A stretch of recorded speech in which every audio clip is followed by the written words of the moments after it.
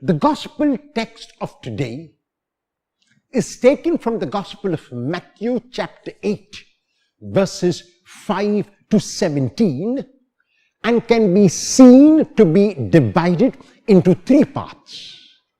Matthew chapters 8 and 9 are known as Matthew's miracle cycle, in which we read a total of 10 miracles which are placed in series of 3 miracles each.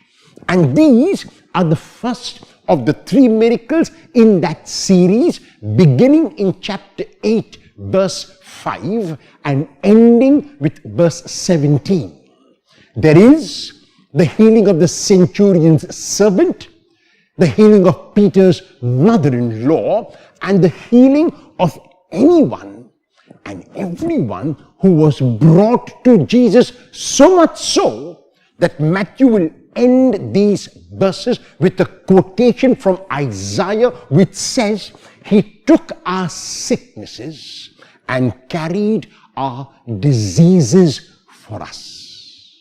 So this is the overarching theme by which we must interpret these 3 miracles. He took our sicknesses and carried our diseases for us.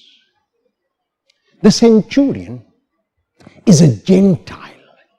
The centurion is not a Jew, and even though Jesus says that he has first come for his own people, he will not reject anyone, no matter of what orientation, no matter of what belief, no matter of what religion, who comes to him in faith.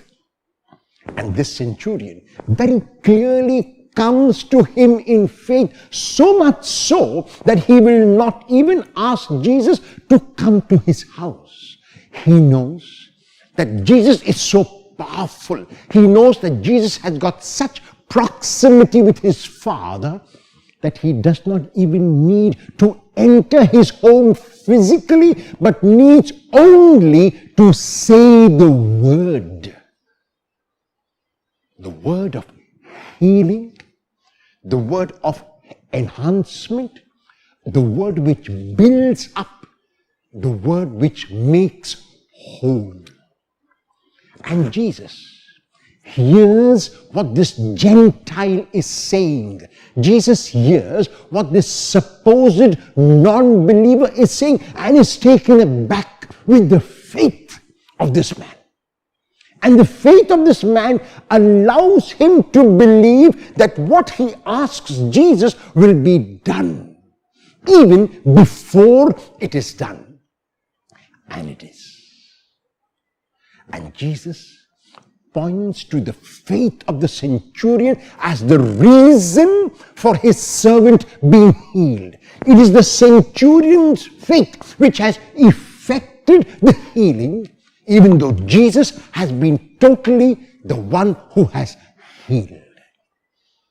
When Jesus finishes healing the centurion's servant, even from a distance, even without going to the centurion's house, he enters the house of his disciple Simon Peter, and he realizes that Simon Peter's mother-in-law is lying in bed with a fever. And Jesus realizes that she needs to be made whole after he is told of her, and he simply lifts her by the hand, and the first thing that she does when she gets up from a bed is to serve the Lord. Matthew goes on to say, the same evening, in other words, now it was possibly morning when the centurion's servant was healed. As Jesus came into Peter's house, the day went on, and now it is evening. They brought to him all who were possessed by devils. They brought to him all who were sick, and he cast the demons out. He made whole those who were sick, so much so that Matthew will take a quotation from Isaiah and apply it to the Lord. The Lord took our sicknesses and carried our diseases for us. And the gospel text of today invites us, therefore, to reflect on our own faith. Is my faith a faith which says that I want to first see and then I will believe? Is my faith a faith which says that unless I see, I will not believe? Am I a person who gives more importance to the mind every time than the heart? Or am I a person who balances my view of life with both the heart and the mind? Is my faith like that of the Centurion, which says that sometimes I might not see and yet I will believe? My faith is like that of the Centurion, which says that I am going to believe when I ask the Lord that the Lord will do what is best for me.